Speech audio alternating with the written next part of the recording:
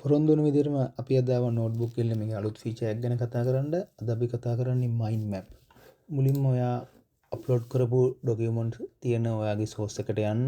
ඊට පස්සේ මෙතන තියෙනවා මයින්ඩ් මැප් කියලා ඔප්ෂන් එක ස්ටුඩියෝ වල ඔයා ක්ලික් කරන්න. එතකොට ඔයා මේ අප්ලෝඩ් කරපු සියලුම තොරතුරු මුලින් ඉඳන් අගට පෙළ ගස්සලා ඔයාගේ කාලය වැය කරන්නේ නැතුව එයා විනාඩියකටත් වඩා අඩු කාලයකින් ඔයාලට මයින්ඩ් මැප් එකක් දෙනවා මේ තොරතුරු කොහොමද ස්ටඩි කරන්න ඕනේ කියලා. ඊට පස්සේ මේ මයින්ඩ් මැප් එක ක්ලික් කරන්න. මම දීපු තොරතුරු අනුව මෙතන මයින්ඩ් මැප් එක දීලා දෙනවා. මේ තියෙන ඇරෝ එක ක්ලික් කරන්න ඒ අදාළ එකට ඉස්සරහට. එතකොට ඔයාලට ඒ මේන් පොයින්ට් එකට අදාළව අතුරු තොරතුරුත් දෙනවා. ෂෝට් නෝට් එකක් විදිහට මේක යූස් කරන්න පුළුවන්. මේ හැම එකක්ම ක්ලික් කරපුවාම ඔයාලට සම්පූර්ණ මයින්ඩ් මැප් එකක් දෙනවා. ඊට පස්සේ ඔයාලට මෙතන ඩවුන්ලෝඩ් ෆීචර් එක තියෙනවා. මේක ඩවුන්ලෝඩ් කරගන්න පුළුවන්. ඊට පස්සේ ඩවුන්ලෝඩ් කරගත්තම ඔයාලට මෙන්න මෙහෙම සම්පූර්ණ මයින්ඩ් මැප් එකක් හම්බෙනවා. මේක ඔයාගේ මීටින් එකට හරි එක්සෑම් එකකට හරි යන්න කලින් බලපු ගමන් ඔයාලට සම්පූර්ණ ටොපික් එක ගැන බිග් පික්චර් එකක් එනවා.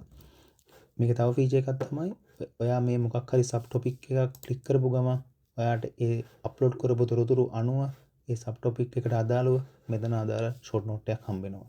වීඩියෝ එක හොඳයි නම් ලයික් කරන්න. අපි තුන්වෙනි වීඩියෝ එකෙන් අලුත් ෆීචර් එකක් ගැන කතා කරමු.